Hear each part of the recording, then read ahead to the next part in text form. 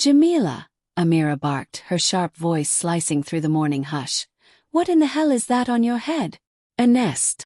The young receptionist, barely 21 and clearly shaken, ran her fingers over her neatly twisted Ghana weaving, blinking in confusion. It's my new. I didn't ask for a backstory, Amira cut in, eyes icy. This is a fashion house, not your auntie's backyard naming ceremony. Fix it, or don't bother coming in tomorrow. Jamila nodded quickly, swallowing her tears. Amira didn't care. She pivoted and walked on, her flowing cream jumpsuit fluttering like a flag of war behind her. The corridor fell silent in her wake, and whispers followed. Soft, quick, fearful. Amira wasn't just a boss. She was a storm in stilettos, ruling with a manicured fist and a tongue dipped in acid. She didn't smile unless it was for a PR shoot. She didn't listen unless it was Idris speaking. And even then lately she hardly heard him. Inside her glass office perched on the top floor, Amira stared out at the Lagos skyline with practiced disinterest. Her assistant brought her morning espresso, placed it on her desk, and tiptoed away like a mouse avoiding a lioness. She didn't notice the new girl watching her from down the hall. Liana stood near the elevator bay in a cinched white blouse that hugged her soft curves and a high-waisted skirt that flowed like water. Her skin glowed like polished ebony under the fluorescent lights. She was mesmerizing. Too much for a low-level assistant. But today she was just another name on the payroll. That was, until Amira's voice thundered again. This time directed at a junior designer whose sketchbook she slammed shut.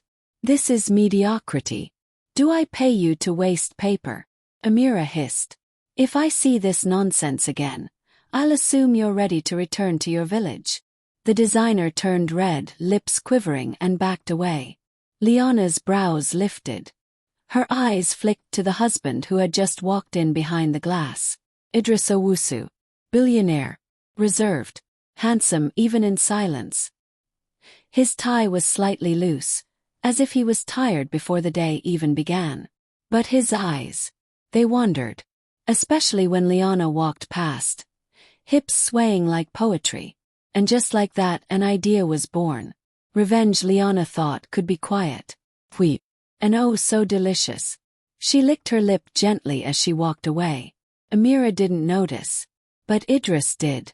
Liana knew the power of presence.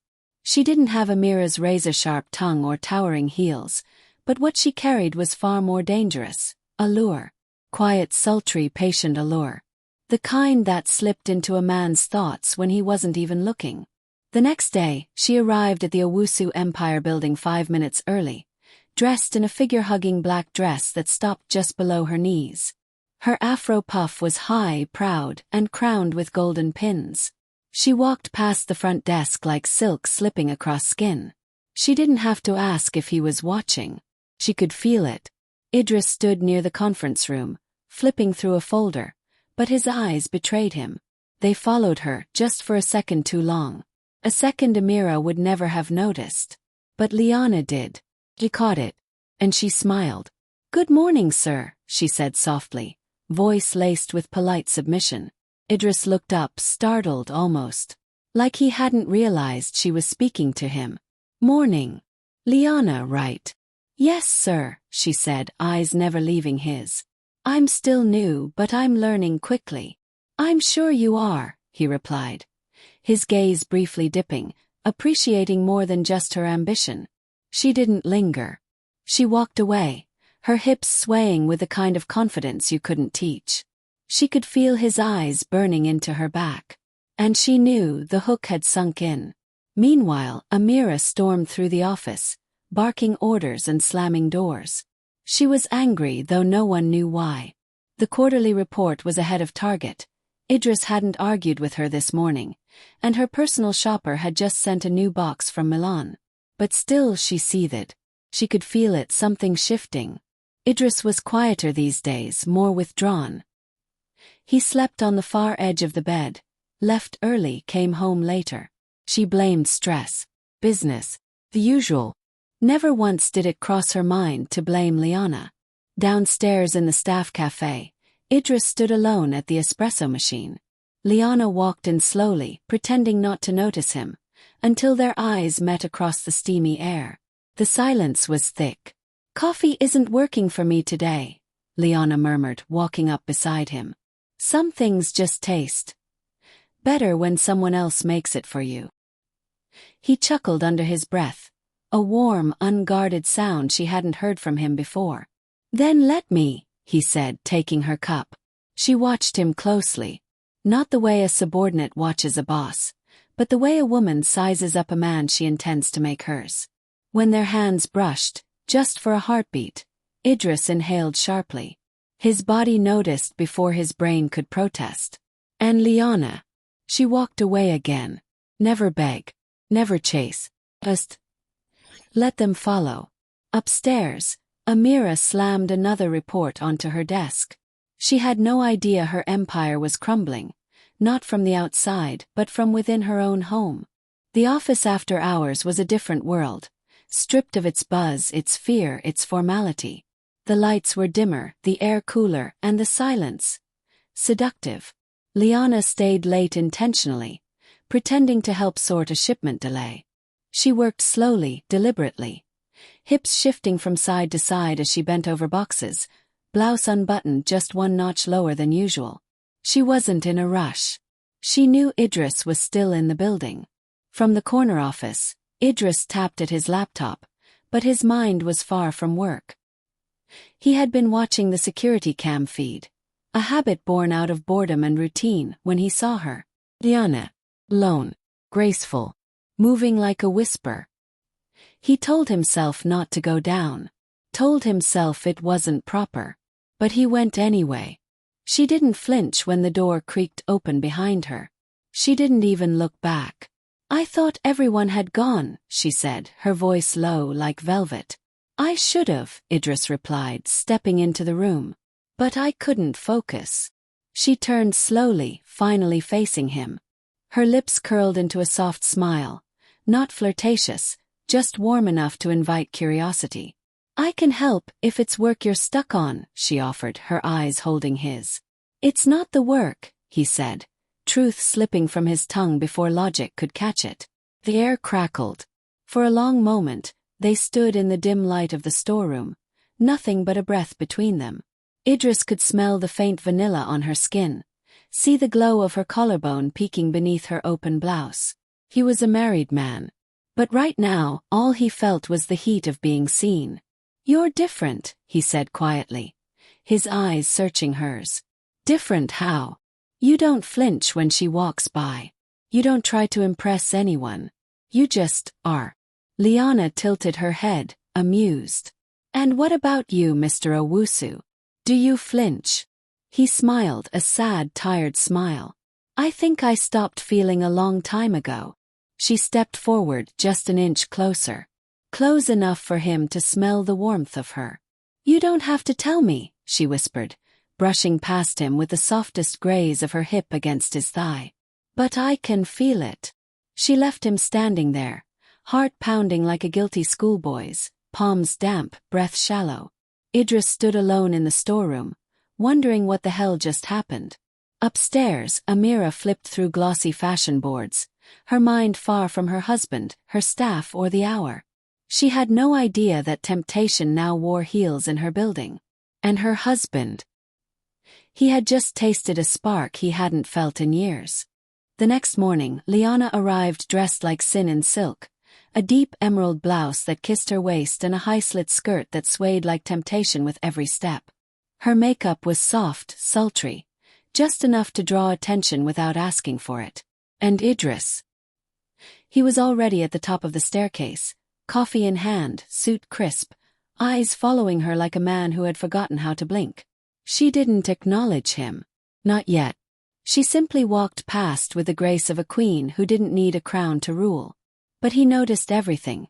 The perfume that lingered, the bare sliver of skin revealed as she reached for a file, the way her hips rolled like waves beneath that skirt. It was torture. And he loved it. From across the office floor, Amira noticed the way Idris leaned by the glass more these days.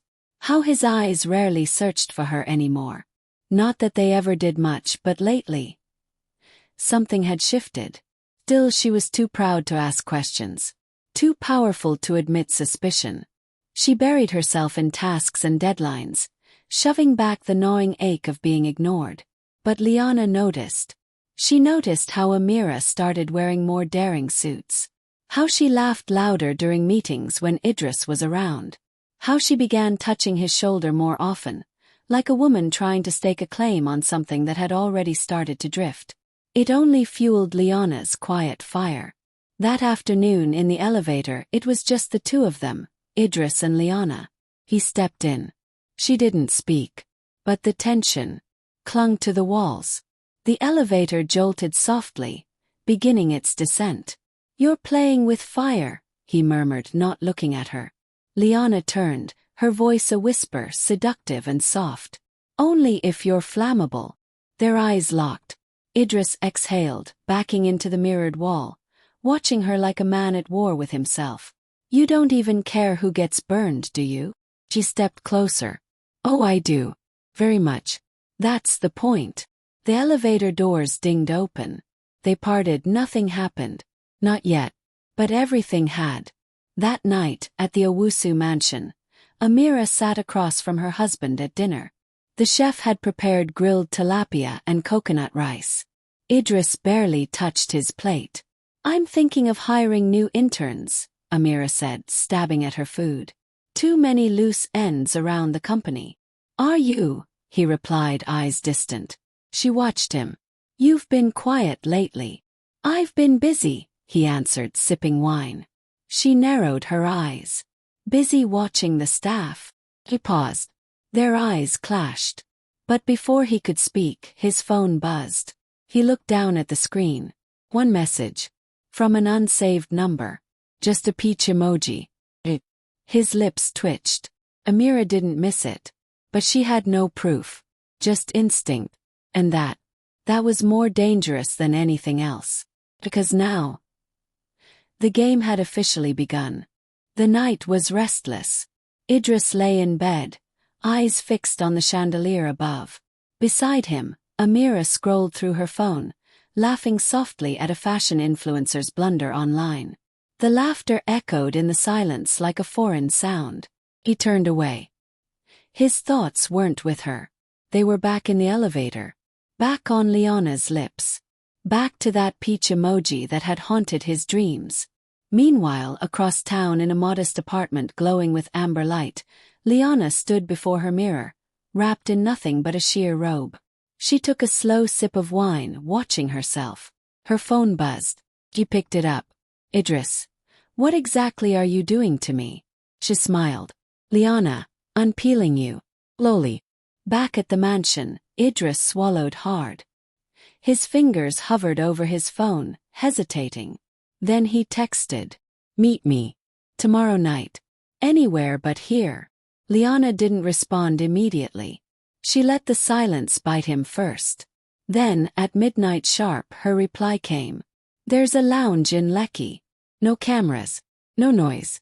I'll wear red. You'll know me." The next day was torture.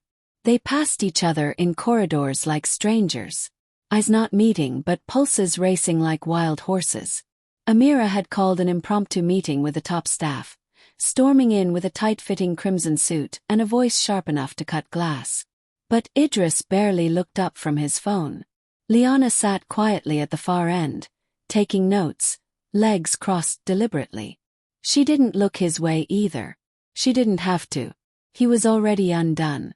That evening, the air in Lekki was thick with heat and secrets. The lounge was hidden. Soft lights, velvet booths, no one asking questions. Music pulsed low in the background, sensual and dark. Idris arrived first, nerves tangled in his gut.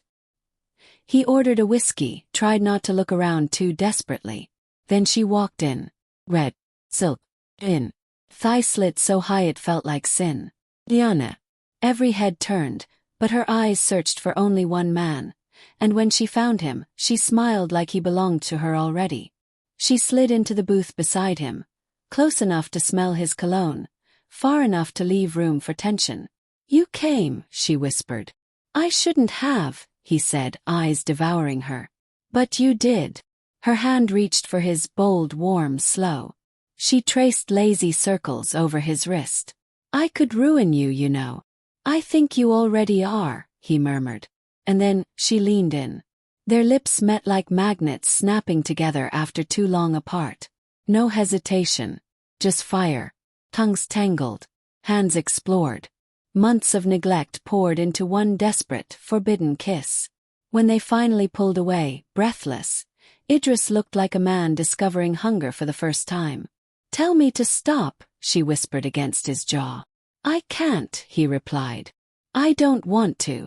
Above them, the ceiling fan spun slowly, bearing silent witness to the beginning of an affair that would burn everything in its path. And miles away, in a cold bed, Amira turned in her sleep, her empire safe, her crown polished. But her husband, gone. The next morning, Idris walked into the Owusu Empire like nothing had happened. His suit was crisp. His voice was calm. But his eyes betrayed the storm inside. Every time they found Liana across the room, they softened like wet earth beneath her sun. She didn't need to speak. She didn't need to touch him. He was already unraveling. Amira, meanwhile, was spiraling. Something was wrong. She could feel it in the way Idris no longer reached for her hand when they walked through gala doors. In the way he answered her questions with a tired hum. In the way he laughed at his phone more than at her jokes. And then came the moment that shifted it all. During a weekly strategy session, Amira asked for suggestions on their upcoming luxury line campaign. Staff murmured. No one dared to speak first. Until Liana raised her hand. Amira raised a brow. Yes. I think we should show the contrast of power and softness. Maybe tell the story of a woman who looks untouchable, but craves something real underneath. There was silence. Even Idris looked up. Amira tilted her head, smirking coldly. How poetic. And how exactly does an intern know what a woman in power craves? Liana's lips curled slowly. Sometimes it's the ones closest to her who know her emptiness best. Idris blinked. It was subtle, but that line hit too close. Later that day, in the hallway near Idris's private office, Amira stopped dead in her tracks. Voices. Low. Intimate. She moved closer, peeking through the slightly ajar door. Liana stood inside, dangerously close to Idris, one hand on his tie, straightening it, too slow, too sensual. Careful, she whispered. Your wife might suspect something. She's already watching, he said, his voice husky. Amira froze. The world tilted. She backed away quickly, heart slamming in her chest. She didn't cry. Well, that wasn't her style. But her hand trembled slightly as she pushed open her own office door. And then, she did something she'd never done before. She watched. That night she stayed up, going through staff files, scanning camera logs, tracing receipts. A woman like her knew how to hunt, but she had never imagined she'd have to do it in her own home. Meanwhile, across town, Liana stood in front of a mirror, bare, glowing, her red lipstick smeared by kisses. Behind her, Idris slipped his hands around her waist, resting his head against her back. I can't stop, he murmured. You're not supposed to, she replied. He turned her around and kissed her slow. Possessive. I think I'm falling for you, he whispered against her mouth. Liana smiled. But behind her eyes, there was something darker. Not love. Not yet. This was about balance. Revenge. And now, maybe, a little bit of power. The same power Amira had once weaponized. Now crumbling in silence. The Owusu mansion had never been so silent. Amira stood by the floor-to-ceiling window of their master bedroom, staring at the garden below. Idris hadn't come home the night before. No text. No excuse. Just absence, loud and deliberate. She didn't cry. She couldn't. She was too angry to be weak. Instead, she opened her laptop and summoned every surveillance file, staff record, access card swipe. And there it was, like a scar under soft skin. Liana's name. Consistently present after hours. In and out of Idris's private wing. She stared at it for a long time. Her hand clenched into a fist. That morning, Amira walked into the office dressed in black, a fitted suit that made her look like both a widow and a warrior.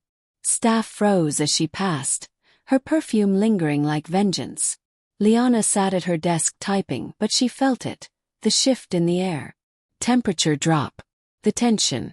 Amira stopped in front of her. "Come to my office. Now." Liana stood slowly, deliberately smoothing her skirt. "Of course, ma'am." Inside the glass office, Amira shut the door behind them. Hard. She didn't sit. "I know," she said, voice like ice. Liana tilted her head. "Know what? Don't play dumb. Doesn't suit you. You think you're the first to try." Amira stepped closer. "You're pretty. You're curvy.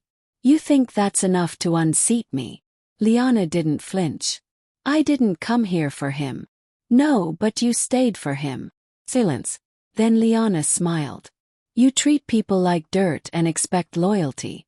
I didn't want your husband, Amira. But he came to me broken. Starving. I just fed him what you forgot to give." The slap came fast. But Liana caught her wrist mid-air. For a second, just a second, Amira's breath caught. "You're not untouchable," Liana said, voice low, eyes glowing with calm rage. "Your empire is built on fear, not love. And you know what happens to empires built on fear." She leaned in. "They fall."